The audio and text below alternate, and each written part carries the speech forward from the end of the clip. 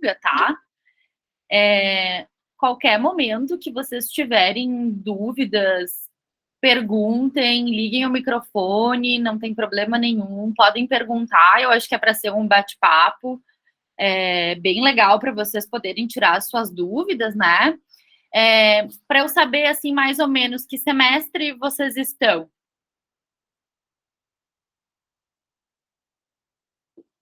Eu tô no quarto. Quarto, tá? Tem alguém aí que já Sei. está no internato? Não, o máximo é quem tá, acho que no 7º semestre. Tá, beleza, então. Bom, eu Ninguém escolhi esse no internato ainda. assunto porque eu acho que se a gente parar para pensar, é um assunto muito simples, né, da gente conversar, tá? E como a maioria de vocês aí estão na metade, né, ou ainda não chegaram nem pertinho ainda do fim da faculdade, né, eu acho que é um assunto interessante para a gente conversar, tá? Que depois, independente da especialidade que vocês escolherem, eu acredito que a maioria que está aqui já quer optar pela ortopedia e traumatologia, né? Mas muitas coisas acontecem no meio do caminho e a gente acaba mudando, né, de opinião, e a gente conhece coisas novas durante a nossa formação, e eventualmente alguém vai se apaixonar por outra coisa. Mas, tanto na clínica pediátrica quanto na clínica médica, né, a gente vai, adulto, né, a gente vai receber paciente no posto de saúde, enfim, eventualmente numa UPA, numa emergência, que alguma mãe pode vir com a queixa que a criança está com dor, né, apesar de ser uma alteração para ser investigada via ambulatorial, ela não tem necessidade de tratamento de urgência ou qualquer coisa do tipo. A gente sabe que esse tipo de paciente eventualmente pode chegar nas nossas emergências, tá? Então, vamos começar. Meu nome é Liégenes, eu sou ortopedista pediátrica, eu fiz faculdade na faculdade da UBRA, fiz a minha residência também na UBRA, e depois disso eu fui para São Paulo para fazer a minha especialização em ortopedia pediátrica mesmo, tá? Eu sou membro da Sociedade Brasileira de Ortopedia e Traumatologia. Todos vocês que se optarem por fazer ortopedia e traumatologia, é uma tendência a ser membro, né, da sociedade. A gente tem uma prova de título que a gente faz no final do nosso programa de residência, né, que a gente chama de TEOT. Então, é uma prova bem complexa, que são feitas para os residentes, para se tornar membro da sociedade e ganhar o título de especialista mesmo pela sociedade. Quando a gente faz parte de residências que são aprovadas pelo MEC, né, não é obrigatório ter o título da SBOT, tá? Mas hoje, muitos serviços aí, quando vão nos contratar, né, eles pedem o nosso registro, né, o registro dentro da SBOT, o nosso número do nosso título. Então, é basicamente um pré-requisito aí para trabalhar em muitos serviços depois, tá? Bom, o assunto da prova do TEOT é um assunto muito longo, mas a gente tem também a Sociedade só de Ortopedia Pediátrica Brasileira, né, que a gente também passa por uma prova de avaliação, com prova teórica, prova oral, e a gente também ganha um título de ortopedista pediátrico, tá? Apesar de não ser uma especialidade reconhecida pelo MEC, né? Então, nas residências de ortopedia pediátrica, da subespecialização, elas não são residências geridas pelo MEC, né? As únicas duas que são na parte da ortopedia é coluna e mão. Essas são as duas que são reconhecidas mesmo. Então, quem faz especialidade de joelho, de quadril, de pé, de ombro, enfim, todas essas outras subespecialidades, né? A gente não tem um registro oficial pelo CREMERS, né? Dizendo que a gente realmente é ortopedista pediátrico. Então, se a gente olhar lá no CREMERS, eu sou ortopedista e traumatologista, tá? Também faço parte do comitê da SBOT RS, trabalho em alguns hospitais e trabalho em 2 clínicas também. Então, falando um pouquinho sobre o crescimento da criança, né? quando a gente vai avaliar, né, a porcentagem que um bebê ou um feto, né, vai crescer até a sua vida adulta, até o término do seu crescimento, a gente chega mais ou menos em 350% de aumento, tá? Então, se a gente olhar, se vocês olharem na fotinho ali, a gente vê que os membros inferiores de um feto, eles representam mais ou menos 16% do tamanho do corpo, né? No final da vida, esses membros vão representar quase 50% do tamanho do indivíduo, né? Então, a gente tem uma mudança muito grande da nossa proporção, né? A cabeça vai gradativamente diminuindo, tá? O tronco, ele quase se mantém do mesmo tamanho em questão de proporcionalidade, e os membros inferiores vão sempre aumentando, tá? Obviamente, cada fase do desenvolvimento, a gente vai ter uma necessidade energética distinta, né? E um aumento de peso também, que a gente pode multiplicar por 20 aí até o final do crescimento, em comparação a um bebê. Nós temos as cartilagens de crescimento, vocês todos já devem ter passado pelas aulas de anatomia, né? Então, o osso, ele é dividido em epífise, metáfise e diáfise, né? Entre a epífise e a metáfise é onde a gente tem as zonas de crescimento, ou as fises, né? As cartilagens de crescimento, tá? Essa foto mostra mais ou menos qual é a proporção, né, de crescimento de cada cartilagem de crescimento, então, de cada fise, tá? Eu vou chamar de fise a cartilagem de crescimento para vocês entenderem.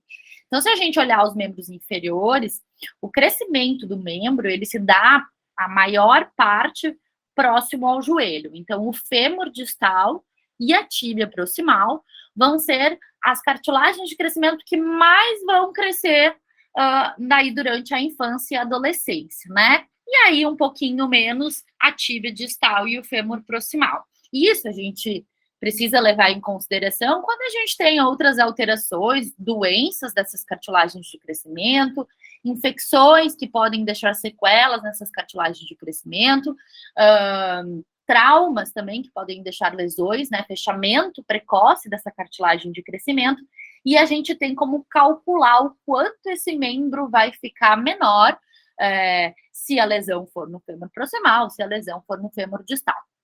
Quando a gente fala de membro superior, é um pouquinho diferente, né? Não é no centro do membro onde a gente tem o crescimento, são nas extremidades. Então, a fise proximal do úmero, ela é responsável por 80% do crescimento de todo o membro, né? Então, é onde mais a gente tem crescimento. E o rádio distal também é muito importante, tá? É onde a gente mais vai ter crescimento, é no punho e no ombro. E no membro inferior, no joelho. A gente não sabe se isso tem alguma relação ou não com a dor do crescimento, né? Por ser mais nas extremidades e o membro inferior ser mais central, mas a gente sabe que a dor do crescimento ocorre mais em membros inferiores. Então, como é que a dor do crescimento é definida, tá? Ela, na verdade, ela é uma dor inespecífica, tá? Então, geralmente nas extremidades, né? Mas principalmente nos membros inferiores, tá? A gente pode ter aí 10% talvez das queixas em membro superior serem de dor, né?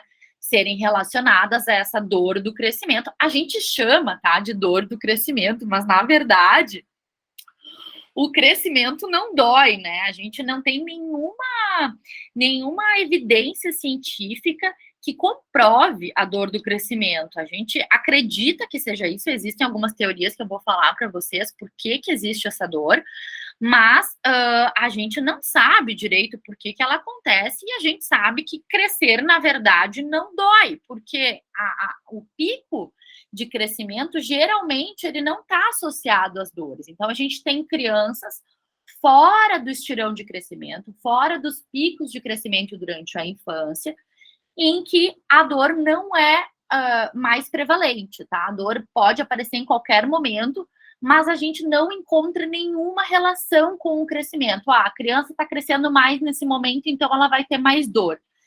Isso não acontece. Quando a gente vai avaliar, fazer uma avaliação mais aprofundada, isso não é verdade, e não é o crescimento em si que dói, mas a gente acaba chamando de dor do crescimento, e foi considerado uma patologia mesmo existente. Então, realmente, ela existe, a gente não sabe muito bem a causa, né? Mas ela não dói nos estirões de crescimento, tá? É muito importante, eu acho que esse talvez seja o maior motivo para essa aula, é a gente entender que a dor do crescimento é um diagnóstico de exclusão, né?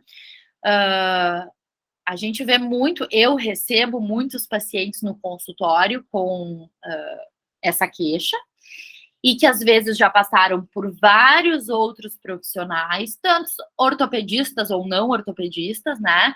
E que tudo é dor do crescimento, né?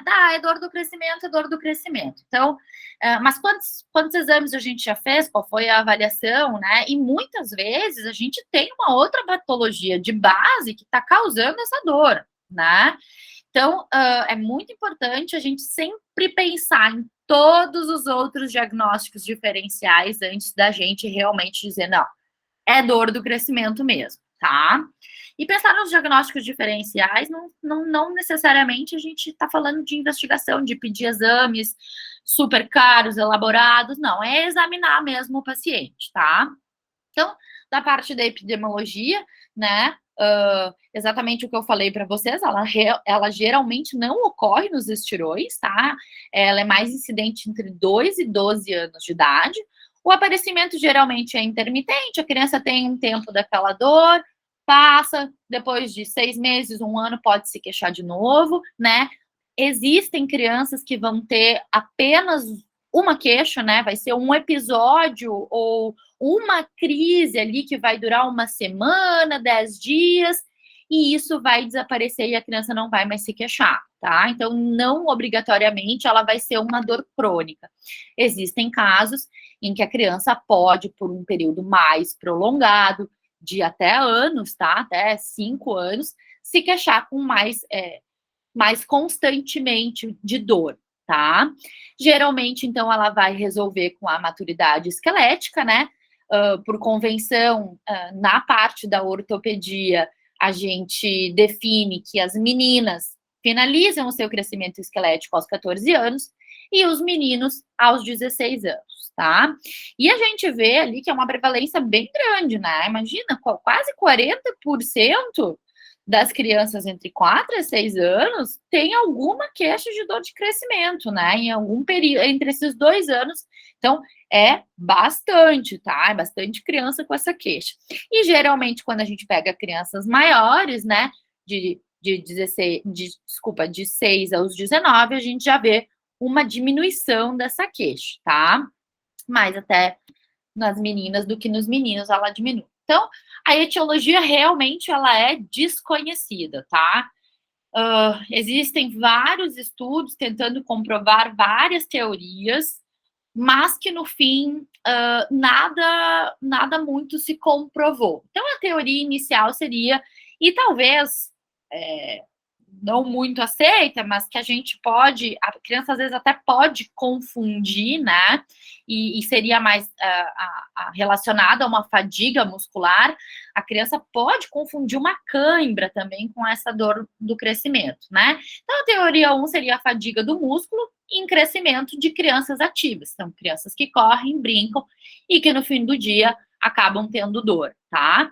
Então, essa teoria ela é um pouquinho mais suportada, porque as crianças tendem a ter menos dor quando elas fazem alongamentos. Então, talvez essa seja uma das causas mais aceitas, mas a gente, assim, na verdade, não existe nada definido, tá? O que eu tô falando para vocês aqui é uma coisa que, na prática, a gente vê que o alongamento tende a melhorar a dor, tá?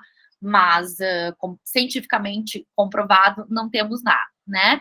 A segunda teoria, talvez, é uma que mais foi descartada, que seria por uma alteração anatômica ou mecânica dos membros inferiores das crianças, né?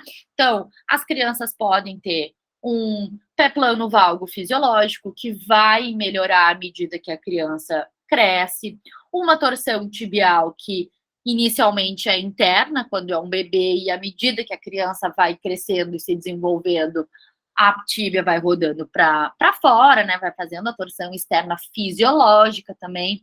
A anteversão do colo femoral, que a gente, quando a gente nasce, a gente tem um colo do fêmur mais antevertido, e à medida que a gente vai crescendo, esse colo vai indo para trás e diminuindo essa anteversão. Então, por isso que as crianças menorzinhas gostam muito de sentar em W, porque elas encaixam, né? O fêmur está bem antevertido. Quando elas sentam para trás, botam as perninhas para trás, esse fêmur que está bem para frente, ele consegue ir para trás e encaixar bem na bacia, e as crianças ficam numa posição confortável, né? Então, por isso que a criança, às vezes, gosta de sentar em W, né? Por que ela foi descartada? Porque, na verdade, essas são alterações, que nem eu falei, fisiológicas. À medida que a criança vai crescendo, o corpo vai mudando, né?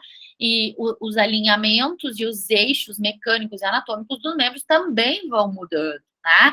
Então, tudo de forma natural, sem a gente precisar intervir. Tem aí uma geração que hoje que está com 40, 45 anos de idade, né? Que era moda, assim, todo mundo usava botinha para dormir. Talvez vocês tenham irmãos mais velhos, né? Ou talvez até pais, não sei, mas que usaram botinhas de ferro para dormir, botinhas com uma barra no meio para a perna ficar virada para fora enquanto a criança dorme, porque ela caminha com a perna para dentro, né? E com o passar do tempo, obviamente, a gente evoluiu, os estudos melhoraram, né? A medicina baseada em evidência melhorou também, e se percebeu que, na verdade, isso tudo melhora sozinho. Aquelas órteses que eram utilizadas não serviam para nada, né? Claro, a gente indica órteses para algumas coisas ainda, né? Obrigatoriamente, faz parte de muitos tratamentos. Mas não para isso, não para o pé chato, não para a anteversão do colo femoral, não para a torção tibial interna. Isso aí tudo melhora sozinho. E a terceira teoria seria um distúrbio emocional, né? De fundo psicogênico, tá? A gente geralmente considera ela, né, nas situações em que existem alguns outros distúrbios noturnos associados, enurese noturna, uma criança que já não fazia mais xixi na cama passa a fazer xixi na cama, né? Mudanças na família, pais que se separam, às vezes até uma mudança de escola, de cidade, né? E isso também, às vezes, vem associado com uma dor abdominal meio inespecífica e até uma queixa, assim, de dor de cabeça, de cefaleia, tá? Então, quando a gente começa... Por isso que eu digo, a dor do não é assim, é só dor do crescimento, né? A gente precisa questionar a família sobre isso também, quando uma criança vem com essa queixa, né? A gente acha que é dor do crescimento. Mas, enfim, vamos lá. O que está acontecendo? Vamos examinar e vamos conversar também, né? O que está acontecendo nessa família? Por que essa criança, às vezes, está externando, né, esse sintoma, que às vezes é de fundo só emocional, tá? Então, vamos para a parte clínica. Qual vai ser a queixa dessa família e como é que o paciente vai se apresentar nas consultas, tá? Então, geralmente, a dor é nos membros inferiores e ela, quando a gente pede para a criança mostrar onde dói ou para a mãe nos mostrar onde é que ela mostra para ti que tá doendo, né? Geralmente é na região mais metadiafisar. Então, do joelho para baixo, ali no meio da perna, né? E no meio da coxa, tá? Ela não deve ter um envolvimento articular, né? Então, essa dor nunca pode ser apontada para uma articulação. Não é comum que uma dor do crescimento seja articular, tá? Isso é importante vocês lembrarem. Pode ter, em alguns casos, uma dor na face posterior do joelho, onde a gente tem os flexores do joelho, os isquiotibiais, o bíceps, né? Então, naquela localização, por vezes as crianças têm encurtamento dessa musculatura e, às vezes, ela pode dizer que é atrás do joelho que está doendo, né? Mas é muito mais comum que seja no meio dos membros, tá? No meio dos ossinhos, né? Então, no meio da perna, no meio da coxa, tá? Na imensa maioria das vezes vai ser bilateral, tá? Vai doer dos dois lados. Mas existem, assim, como é diagnóstico de exclusão, né? Depois que a gente exclui tudo nas unilaterais, a gente fica com a dor do crescimento. Então, a gente sabe que realmente existem casos em que a dor pode ser de um lado, né? Quando a queixa for unilateral, a gente já precisa abrir o olho, tá? Isso já tá saindo do comum da dor do crescimento, né? Então, é necessário fazer uma investigação sempre que a queixa for unilateral, tá? Ela geralmente acontece mais ao entardecer ou à noite, tá? Não é comum a criança acordar durante a madrugada com a noite, mas durante a madrugada com a dor, com a queixa, mas pode acontecer, tá? Então é uma criança que brinca o dia inteiro, corre, faz tudo o que tem para fazer e de noite começa a se queixar para os pais que as pernas estão doendo. Em alguns estudos, a gente até consegue perceber que talvez a queixa de dor está até mais relacionada nos dias de maior atividade, tá?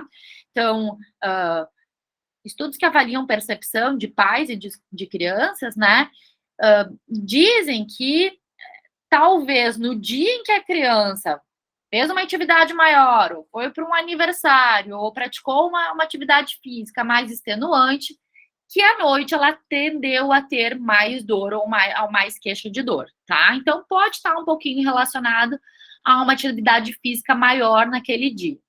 Os sintomas geralmente somem de manhã, a criança acorda normal, ela não manca, né? Não se queixa mais de dor, acorda, vai para a escola, ou enfim, vai brincar, faz tudo o que tem que fazer como se nada tivesse acontecido, tá? E não existe nenhuma limitação funcional. Então, é exatamente isso que eu falei, tá? Elas conseguem fazer tudo. No exame físico, então, né, a gente não vai perceber nenhuma alteração, tá? Essa é a ideia, na verdade, a gente não perceber nenhuma alteração. É muito difícil que essa criança chegue na tua consulta no momento da crise, né? Porque geralmente é mais de noite e tal, não é uma coisa que está causando tanta alimentação, geralmente é uma história mais prolongada, já está uma semana, 10 dias se queixando, né? Então, os pais às vezes demoram um pouquinho mais, eles já vêm, eu só fiz uma massagem e melhorou, né? Então, provavelmente essa criança não vai chegar na crise no teu consultório. Na crise, ela pode até ter uma dor, a palpação da musculatura, tá?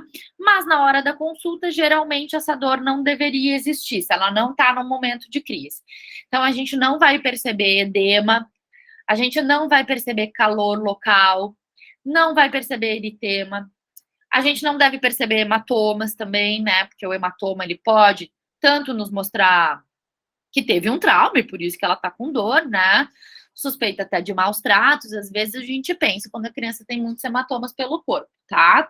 A gente não vai perceber atrofias musculares, a gente não vai perceber contraturas articulares, todas as articulações vão ter boa mobilidade, o paciente não vai ter dor à mobilização articular, né? Não vai estar em posições antálgicas, não vai estar claudicando. A mãe vai falar que ele não tem febre associada, que não está percebendo prostração, então ele acorda de manhã, ele quer brincar, tudo certo, normal, né? Não é uma criança que deixa de praticar qualquer atividade física porque ela está com dor, tá? Isso é muito importante. A dor não deve limitar a criança, tá? E não percebe nenhuma inapetência, perda de peso associado, tá?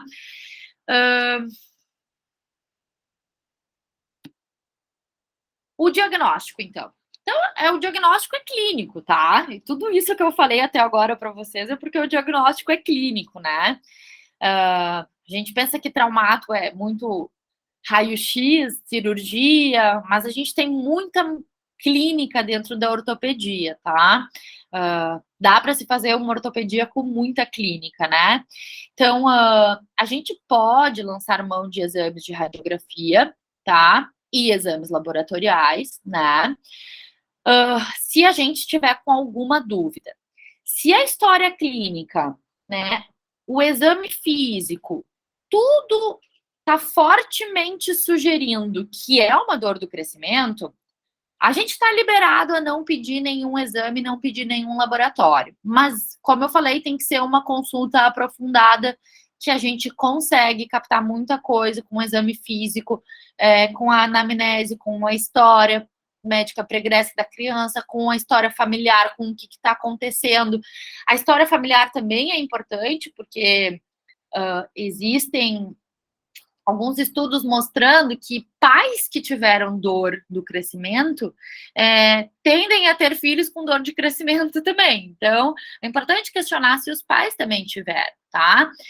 Como eu falei antes, os casos unilaterais, eles são casos que a gente tem que abrir o olho. Não é comum a dor do crescimento doer só de um lado, tá? Nem vir associado com febre, com prostração, com perda de peso, com inapetência, com edema, com claudicação, né? Então, é uma criança que tá normal, só se queixa de dor no final do dia, tá? Além do exame de radiografia, então, que geralmente a gente vai solicitar ele de acordo com a localização da queixa da dor, né? Se for uma dor na perna, a gente vai pedir um raio-x da perna, né? AP e perfil. Se for uma dor na coxa, a gente vai pedir um raio-x de fêmur, tá? E de hemograma, e de laboratoriais, a gente pode pedir hemograma, PCR e VSG para a gente ver se tem alguma prova inflamatória ou alguma alteração laboratorial associada. Então, os diagnósticos diferenciais são muito importantes. Existe uma tabela gigante com todos os diagnósticos diferenciais da dor do crescimento. Eu não coloquei para vocês porque eu acho que não é uma tabela para decorar, né? E eu não vejo sentido nisso. Eu acho que é mais importante vocês entenderem a fisiopatologia e o que a gente tem que abrir o olho do que ficar decorando quais são os diagnósticos diferenciais, tá? Mas, então, alguns sinais de alerta, né? Uma dor que é persistente mesmo, né? Que não passa em poucas horas. Geralmente, a dor dura 30 minutos a 1 hora, tá?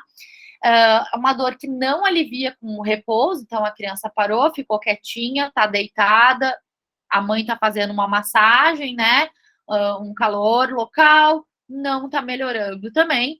Uma dor que causa limitação funcional, limitação articular ou dor articular e qualquer um dos, sinais flogísticos e não logísticos, sinais flogísticos, tá? O que a gente pensa? Tumores ósseos, né? O osteoma osteoide, ele é um tumor ósseo benigno que pode dar uma dor à noite muito similar à dor do crescimento. Então, talvez seria uma das primeiras coisas que a gente pensa quando a gente está pensando numa dor unilateral, né? Claro que a gente tem outros tumores ósseos que também causam dor mais agressivos, né? Eu tô falando do osteoma, que é uma coisa mais benigna, tá? A osteomielite, que pode ser aguda ou subaguda, tá? E a gente sempre tem que pensar nos traumas ou maus tratos. Que eu botei algumas imagens, né, de crianças que tinham queixa de dor na perna, tá? Então, a primeira imagem ali, não dá para ver muito bem, mas é um osteoma osteoide que faz uma reação periosteal, tá? A segunda imagem é um osteosarcoma, né, um tumor extremamente agressivo, tá? A terceira imagem é uma osteomielite subaguda, a gente consegue ver que tem uma lesão óssea, né, bem circundada ali no meio, que a gente chama de abscesso de Brode, com uma reação periosteal, né, dos dois lados da tíbia, tá? Isso é bem sugestivo de uma osteomielite subaguda, que às vezes não apresenta febre, não tem alteração laboratorial também, tá? Mas é uma dor um pouco mais constante, ela não vai doer só de noite, tá? E o outro caso ali é uma reação periosteal por uma fratura de estresse, paciente atleta, tá? Então, o tratamento muito simples, né? Eu trato com alongamento. A gente tem alguma evidência que o alongamento ele tende a melhorar a dor, então o alongamento é importantíssimo de ser feito, mesmo em crianças pequenas, né? Como é que a gente vai alongar uma criança de 2 anos de idade? A gente ensina os pais a fazer o alongamento. Quando a criança é um pouquinho maior, ela já consegue fazer alongamentos. Então, não obrigatoriamente a gente precisa encaminhar para uma fazer alongamentos, tá? Eu, particularmente, ensino os pais a fazerem o alongamento, como deve fazer o alongamento, de acordo com a queixa do paciente, né? E no exame físico a gente já consegue perceber se tem encurtamento também da musculatura, às vezes a gente quer um alongamento mais focado, tá?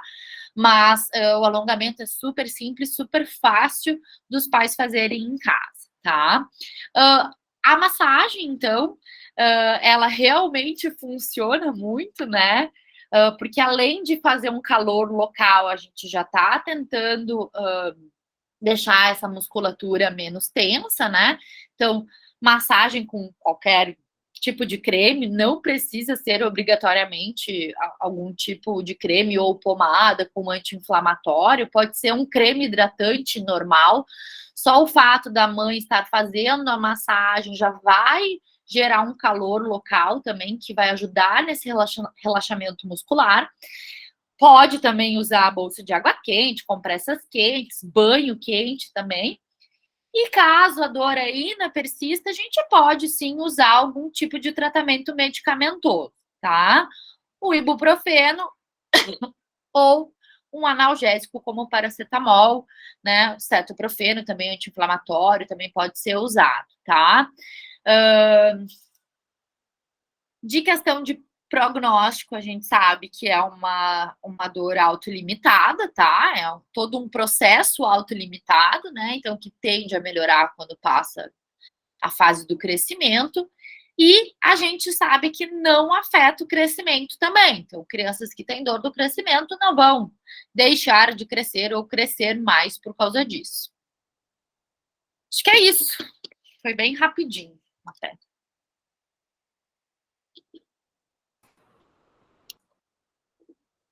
Espero que vocês estavam ouvindo até agora, porque eu não consigo ver vocês aqui. Sim, sim, estávamos escutando.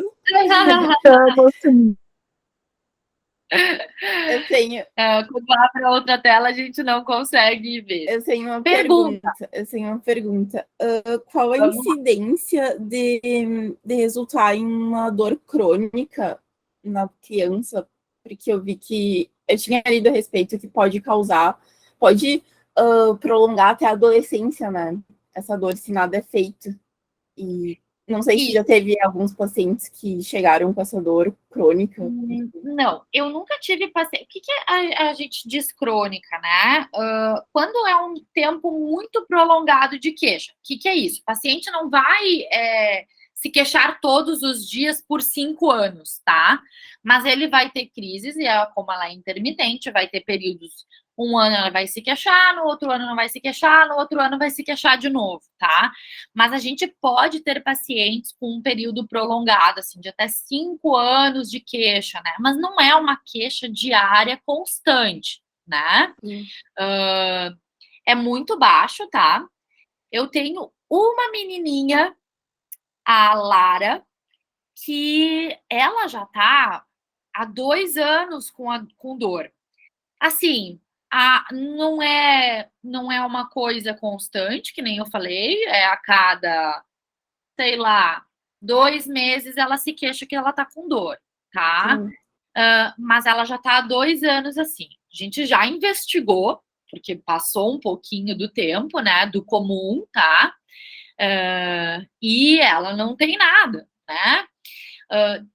Quando a gente pega a criança mais tempo assim de queixa, é muito importante avaliar o ganho secundário dessa criança com essa queixa também, tá? A gente tem muitos casos em que a criança ganha atenção da mãe, a mãe dorme com ela na cama naquele dia que ela se queixou de dor, a mãe deu atenção ou o pai deu atenção, enfim, foi lá, fez uma massagem, ganhou uma massagem, usou o creme que ela quer usar, enfim. Então, existe sim, as crianças manipulam os seus pais muito. Então, existe sim ganho secundário, tá? É difícil, às vezes, a gente conseguir perceber, tá? Até os pais, às vezes, têm dificuldade de perceber. Qual é a minha orientação para os pais? Não questionar, tá? Não perguntar se a criança tem dor ou não, Quando ela tiver, ela vai falar, tá? A incidência da dor crônica é muito baixa, mas ela é crônica por um período. Ela não vai seguir, né, depois do término do crescimento, quando a criança entrar na adolescência, ela não vai seguir e ser um adulto que tem dor nas pernas, tá? Acho que isso é importante a gente deixar claro. Até já foi avaliado se isso seria alguma alteração vascular, né? E não tem comprovação nenhuma. A vascularização do osso das crianças com dor de crescimento e das crianças sem dor de crescimento não tem diferença nenhuma. Sim. Tem uma vertente aí mais recente sobre a vitamina D, tá? Tem um estudo que mostrou que crianças com dor de crescimento teriam níveis mais baixos de vitamina D e que com a reposição da vitamina D houve melhora dos sintomas, tá? Não é um estudo perfeito, tá? Ele não teve caso de controle, né? Para ver se as crianças, então, que não tinham dor, que também tomaram vitamina D, se teve alguma diferença ou não. Ele não é um estudo perfeito, mas é um estudo que talvez norteie a gente para alguma coisa em questão de tratamento medicamentoso, tá?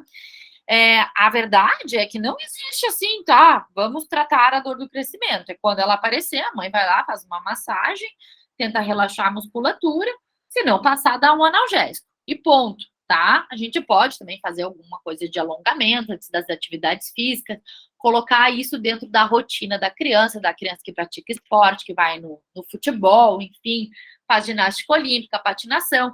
Então, tentar integrar o alongamento, né, como um costume, como um hábito dentro da prática de esporte, mas não existe um tratamento, assim, muito específico, tá? Na verdade, a gente nem sabe se o que a gente faz realmente resolve alguma coisa ou ela se resolve sozinha, né?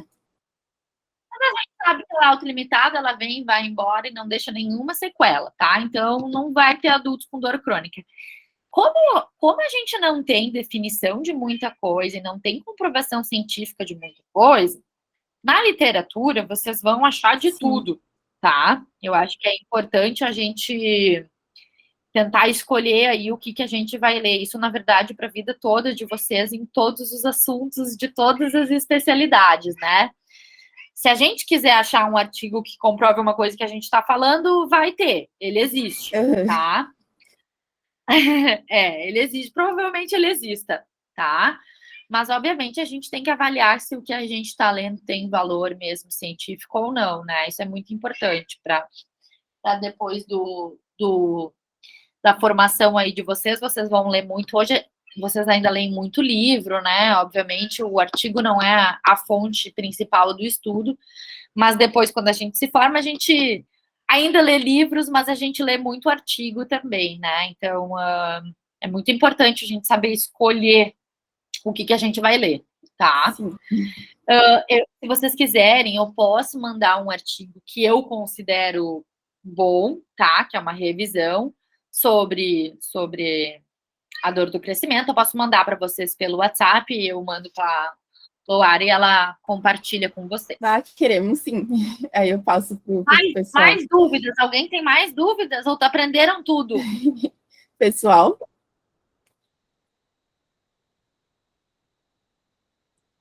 Não tenho dúvidas. Tá. Então tá bem, foi bem rapidinho, né? Não demorou muito, mas eu acho que é bom, assim, é para ser uma coisa mais descontraída mesmo. Muito obrigada pelo convite. Eu queria saber, foi alguma indicação? Como é que vocês me acharam? Foi pela internet? Foi pelo Instagram mesmo. Porque tem muita coincidência que várias ligas me chamaram nos últimos meses para eu dar aula. Então, eu dou aula na faculdade, na Univates, na faculdade de medicina, eu dou a cadeira de ortopedia e traumatologia, e às vezes dou para a liga lá da faculdade, mas teve outras faculdades que entraram em contato comigo, e eu pensei, nossa, que coincidência, as ligas, Ao mesmo tempo. Eu pensei, eles devem ter um grupo que eles botaram ali, eu não sei como é que funciona essas coisas de liga, mas eu, na minha época, não participava da Liga de Ortopedia e Traumatologia. Decidi pela Ortopedia e Traumatologia no último semestre da faculdade, basicamente, quando eu fui fazer um estágio, por acaso, na ortopedia, e me apaixonei, porque eu nunca passou pela minha cabeça que eu ia fazer isso. Então, não participei de liga, mas foi muita coincidência, então, várias ligas entraram em contato. Foi coincidência mesmo. É que a gente teve a vontade de procurar mais ortopedistas mulheres, né? Porque é um pouco difícil de achar também, então a gente acabou achando o seu perfil no Instagram e ficamos muito felizes que tu aceitou. E eu gostei muito da aula, espero que o pessoal tenha aproveitado também. E, mais uma vez, desculpa pelo erro no início. Não, deu problema. Mas na residência vocês não se atrasem. Vocês são relaxos se vocês se atrasarem. Vocês vão ficar então todo final de semana se vocês se atrasarem desse jeito. Sim. Mas agradecemos muito. Foi erro técnico, né? Mas acho que é isso, legal também saber que vocês queriam convidar mulheres. A gente... eu não sei se todas as meninas que estão aqui querem fazer ortopedia, né? Eu acho que as meninas estão chegando com muita força na especialidade, né? Apesar de a gente ainda ser um número pequeno, tá? As mulheres são mais ou menos 8% da sociedade, né? Então, isso é muito pouco, é uma mulher para cada 9 homens aí. Ortopedistas, é um número bem pequeno ainda, mas é uma coisa que está aumentando, né? A gente, na prática, vê que não precisa ter força para ser ortopedista. Obviamente, não é uma especialidade fácil de trabalhar, né? A gente trabalha bastante, é cansativo, né? É diferente de tu sentar no consultório o dia inteiro e fazer uma clinicagem, ou enfim, outras especialidades, né? Mesmo a tua experiência na residência, tipo, resumindo assim, como que foi boa? Ou teve alguma dificuldade? Sim, e tu diz por questão de gênero, por eu ser mulher? Assim, a gente vai encontrar todas vocês, independente de que especialidade vocês ficarem, mas acho que toda a área cirúrgica, a gente vai encontrar muitos homens que vão atrapalhar o nosso processo, né? Eu não gosto muito da palavra machista, mas mais ou menos isso, né? Na minha residência, com os meus professores, minha residência é questão teórica, prática, acadêmica, perfeita, maravilhosa, tá? Com os meus preceptores e meus professores, eu nunca tive também nenhum problema, nada. Então, às vezes, os colegas mesmo, os colegas de residência que te incomodam um pouco mais, assim. Então, eu tive, mas foi bem pontual, assim, né? Nada demais. Porque eu tenho um perfil. Talvez outra menina que estivesse na mesma situação que eu não teria passado por isso da mesma forma, né? Entendi. Então, a gente... acho que a gente não tem que se fazer de vítima, a gente não tem que se vitimizar sobre nada, a gente tem que se respeitar e respeitar os outros, e com certeza a gente tem que ser melhor que eles, né? Em quase tudo que a gente faz, tá? Porque existe ainda muito, não tem como a gente dizer que não é uma especialidade masculina, né? É uma especialidade extremamente masculina, tá? O centro cirúrgico, no geral, né, ele ainda é muito masculino, né? Então, acho que qualquer área cirúrgica, a mulher precisa se sobressair com técnica, com conhecimento, né? Com comprometimento, com respeito, com ética, né? Então, eu acho que isso é muito importante. Mas eu entendo que não são todas as mulheres que são fortes e têm a mesma personalidade que eu para passar por isso de boa, né? Enfim, Então, digamos que tem que ter uma certa persistência e paixão pelo que está fazendo, enfim. muita Sim. persistência e muita paixão. Acho que tudo que a gente faz, né? Mas quando a gente tem muitos obstáculos no caminho, a caminhada é mais difícil. A gente tem que ser Sim. mais persistente mesmo, né? Eu hoje trabalho em muitas equipes em que eu sou a única mulher, né?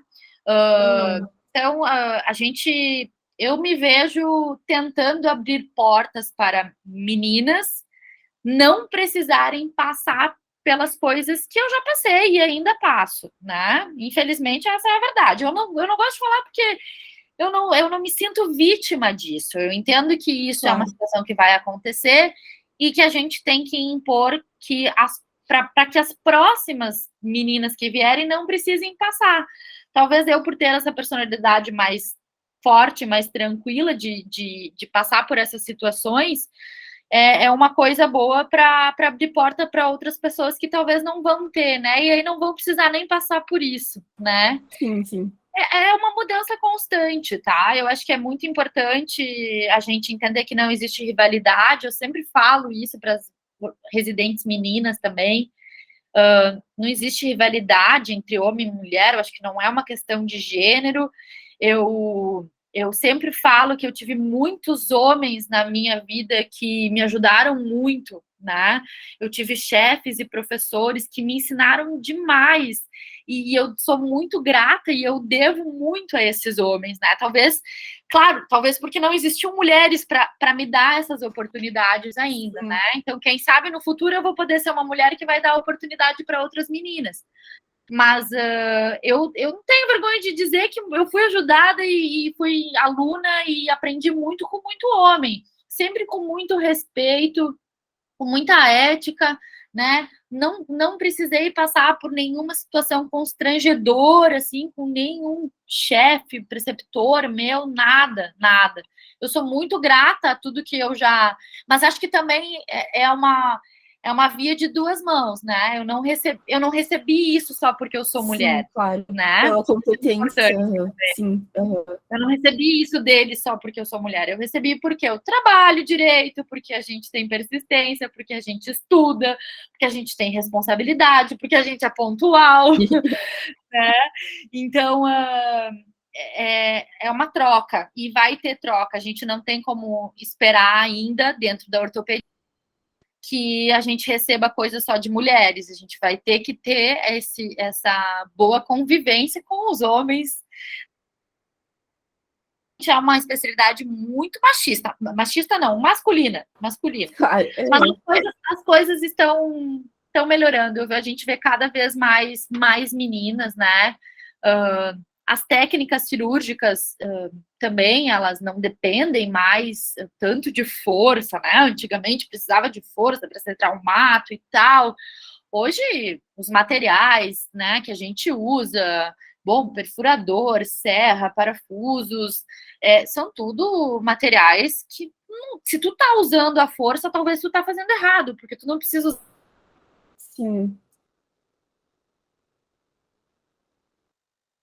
Algumas especialidades, assim, que a gente vê que é mais mulher, né?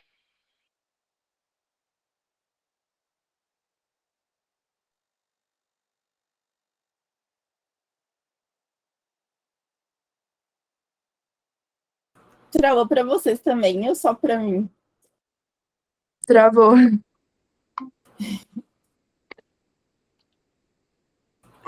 Agora voltou, tinha travado. Aonde parei? Acho que estava falando sobre a especialidade de ser ainda masculina, mas... Tá. E aí a gente vê que tem cada vez mais meninas, né? E existem algumas subespecialidades que têm uma predominância feminina, tá? Que é mão, né? Mão, tem bastante mulher que faz mão. A pediátrica também tem mulher, mas tem mulher que faz quadril. O pé também, tem muita mulher que faz pé.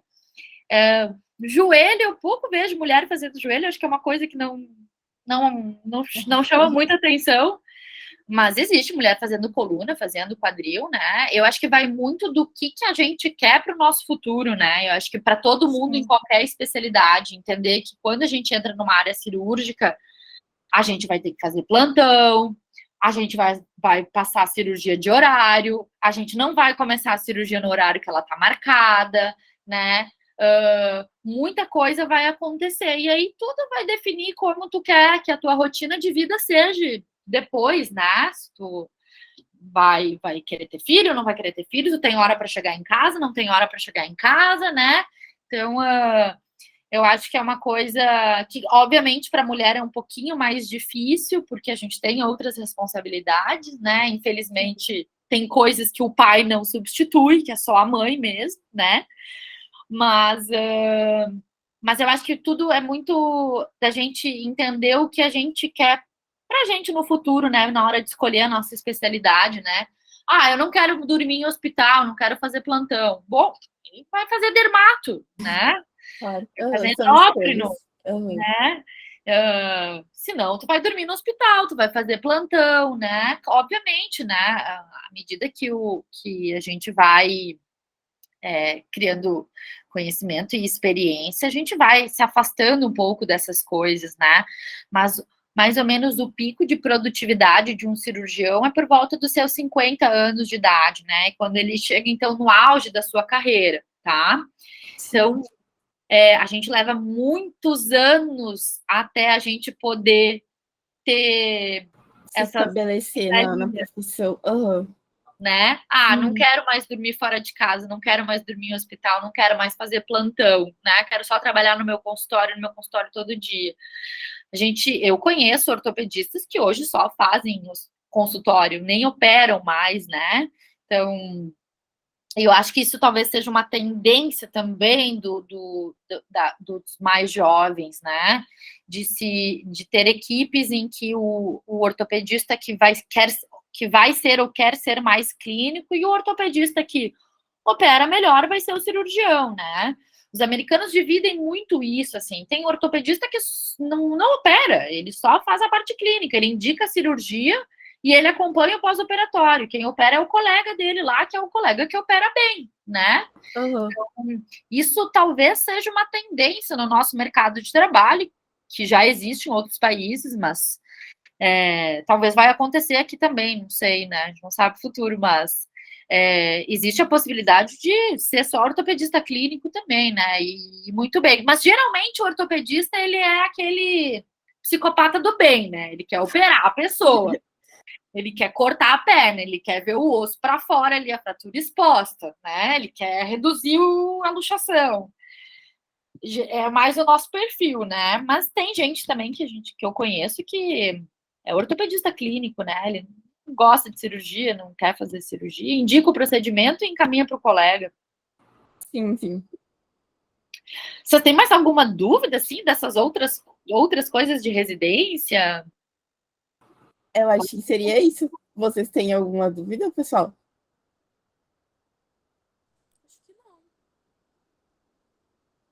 Acho que não.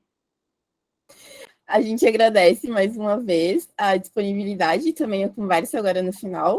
Muito obrigado. E é isso. Eu gostei muito. Espero que o pessoal tenha aproveitado também. Que e muito bom, obrigada. Adorei a arte.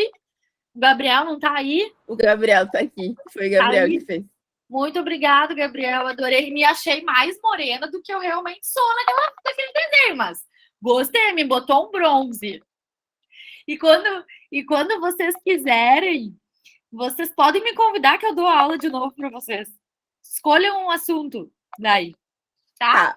Muito obrigada, então. De nada. Tchau, tchau. Tchau.